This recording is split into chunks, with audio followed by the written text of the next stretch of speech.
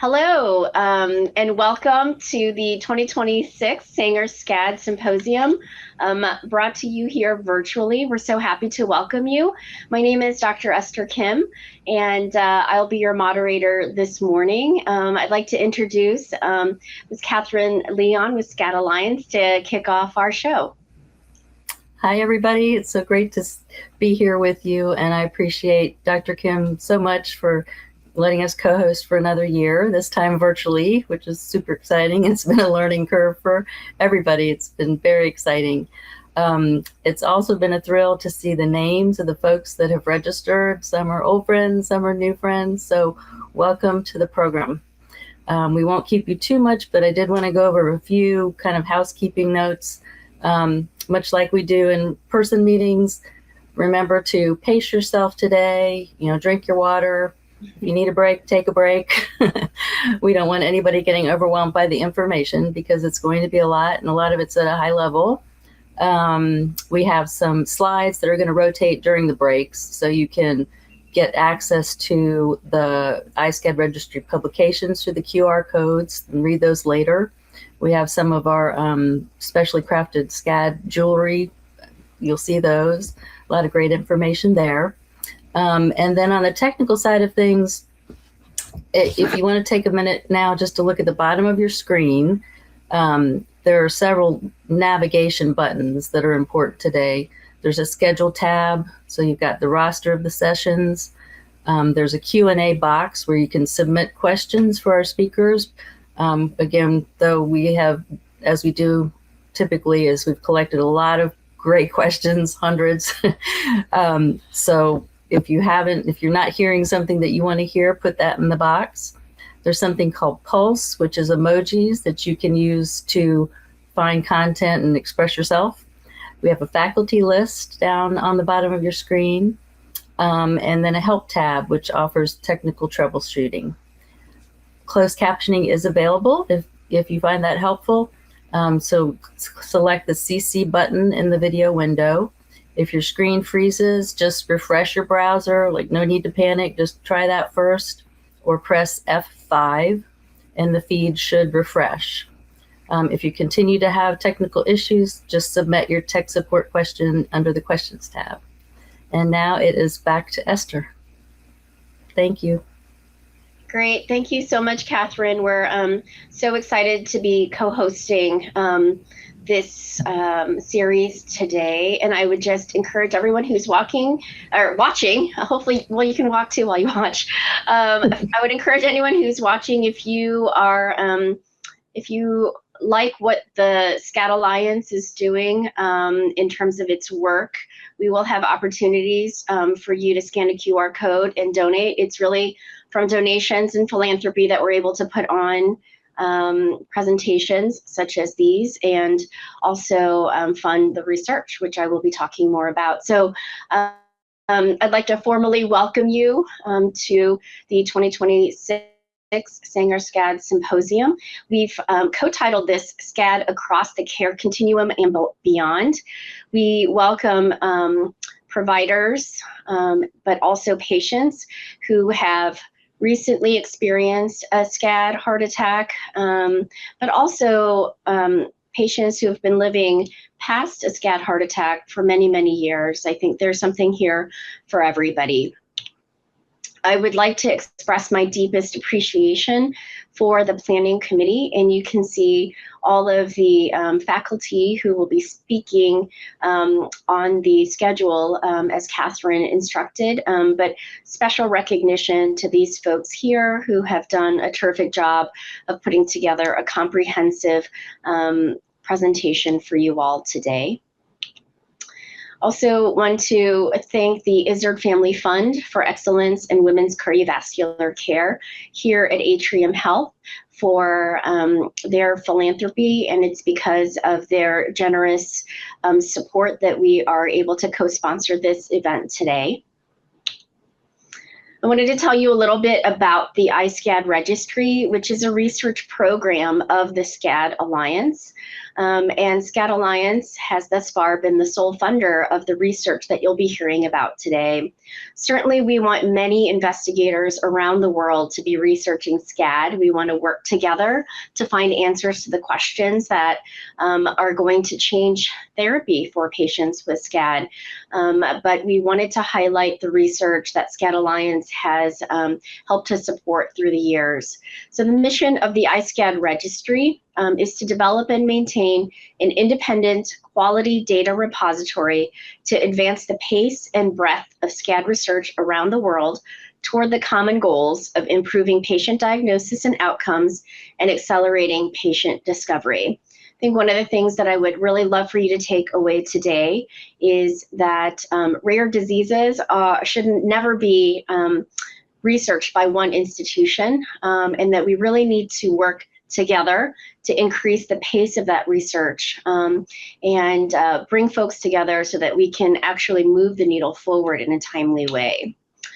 The iSCAD Registry currently has 29 enrolling sites across the United States and also a site in Australia. We are very deliberate about including sites that are both quaternary academic referral centers as well as more community-based centers.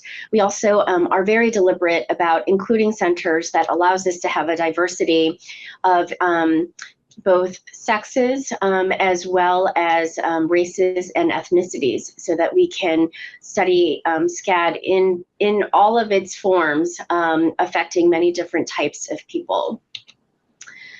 As of July of last year, we had enrolled nearly 2,200 patients across the country and in Australia.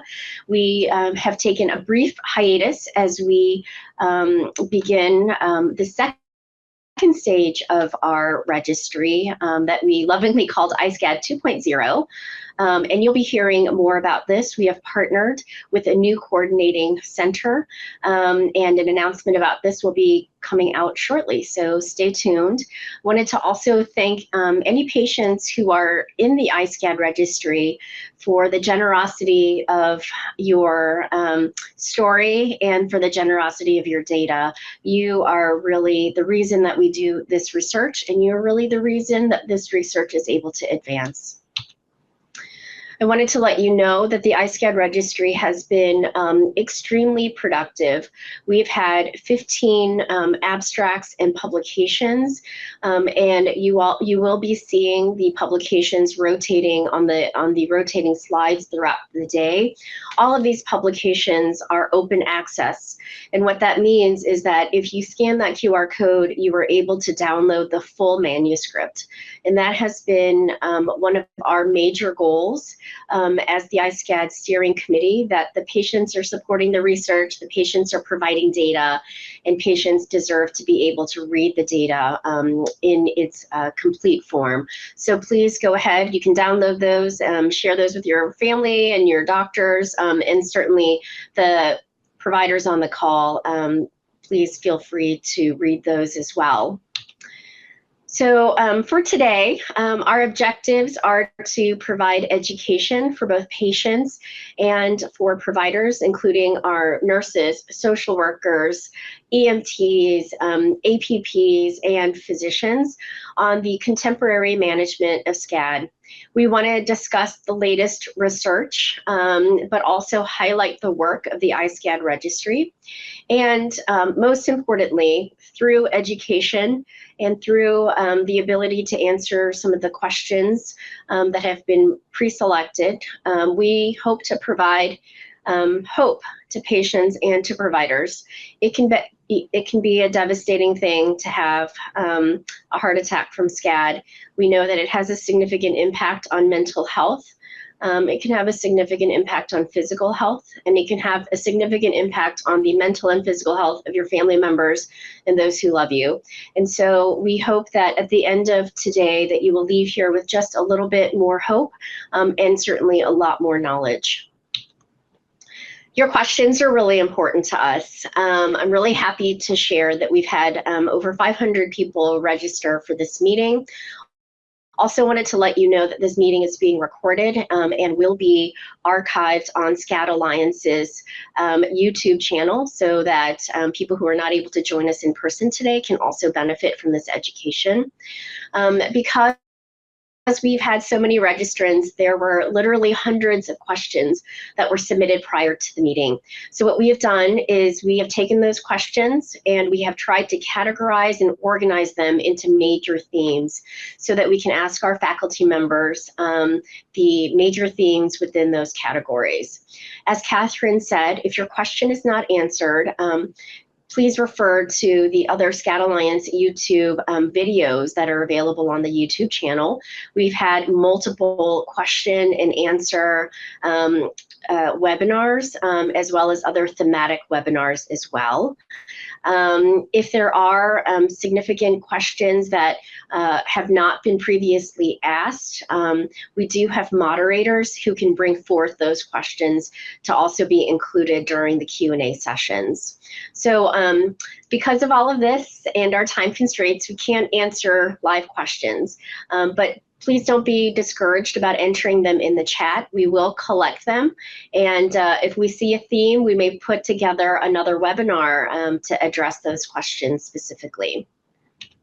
So with that, I would like to invite Rebecca Fallon from the Sotil Center of Resilience to set the tone for our day and lead us into a wellness activity. Thank you so much, Rebecca.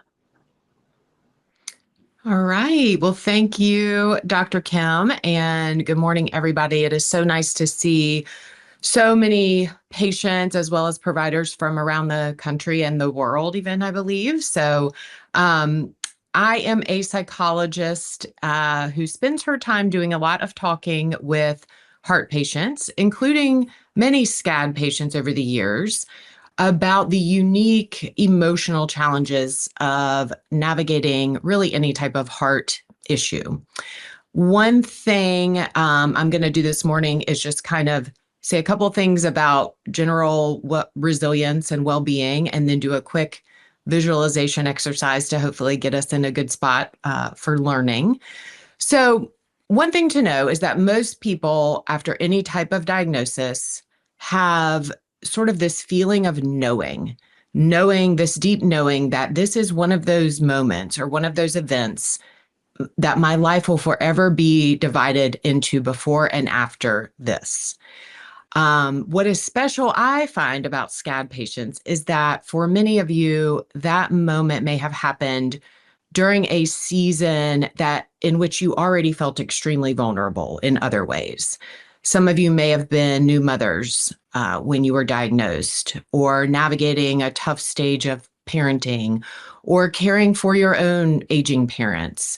And a diagnosis of your own likely felt overwhelming, uncertain, and scary in many ways.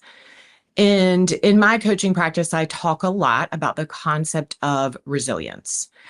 I want to stress that resilience is not the absence of fear. Resilience is really the practiced ability to continuously find your way back to yourself, even through what feels like a dark season. Simply by showing up this morning and being open to learning and sharing and just expanding your knowledge, you are demonstrating resilience. In psychology, we recognize that when life kind of throws you a curveball, you can choose to have a story of either disruption or a story of incorporation. A story of disruption is, my life was fine, and then this happened, this event, this diagnosis, and now I'll never be okay again. A story of incorporation is, my life is full of wonderful things, and that continues to be true. I may currently be navigating a chapter of life that I was not expecting, but there are many good chapters to come, and I will continue adjusting to this and continue learning and figuring out how to thrive. So my hope for you guys today is that after the meeting, you will feel a little more relaxed, a little more confident about your ability to move forward with that story of incorporation. Knowledge is power. We know that. You guys are going to gain a lot of knowledge today from so many world-renowned experts on SCAD, as well as some wonderful patients who have agreed to share their stories. So one thing I will tell you that I know from about 2 decades of working with heart patients and from 47 years living as a human who has anxiety and a life with its stressors, is that your heart and your mind are in constant conversation. The anxiety that you may feel is also felt by your heart and every other system in your body. And sometimes it can feel like we are navigating the world with a nervous system that is kind of stuck in high alert. However, the other side of that coin is, and one thing I hope you'll kind of take away from today, the same connection that lets stress harm your heart and your body also lets calm and connection and hope be very healing for it. The research is just unambiguous at this point that patients who learn to regulate their nervous system, who learn to build meaning even after difficult physical events, tend to have better outcomes and continue thriving with great quality of life. So on that note, before I end, I'm going to ask you guys to participate in a quick 1-minute little visualization exercise. So everyone, presenters, you too, you might benefit from this. What I want you to do is sit if you can comfortably. If you are comfortable, please close your eyes. If not, you may leave them open and just take a big, deep breath in through the nose. Exhaling through the mouth. And as you exhale, I would like you to just kind of feel your body be heavy in your seat. Think about releasing tension from behind your eyes, maybe loosening your jaw a little bit. With another inhale and then exhale, allow those shoulders to drop. Feeling your feet kind of heavy on the floor beneath you. And what I'd like you to do is envision both your heart and your mind just kind of opening up a little bit, being receptive, relaxing into a space where you can receive all of the wonderful knowledge and hope that we hope you're walking away with today. Let's take one more breath in through the nose. And as you exhale, maybe gently opening your eyes, just kind of coming back to the present moment. So what you just experienced in 1 minute, that small shift in your body, that is medicine, and that is entirely available to you anytime you need it. And so I hope that this makes you feel empowered and hopeful that you have some real influence over your recovery and your health moving forward. Wish you all the best in your health journeys and hope you enjoy the meeting today.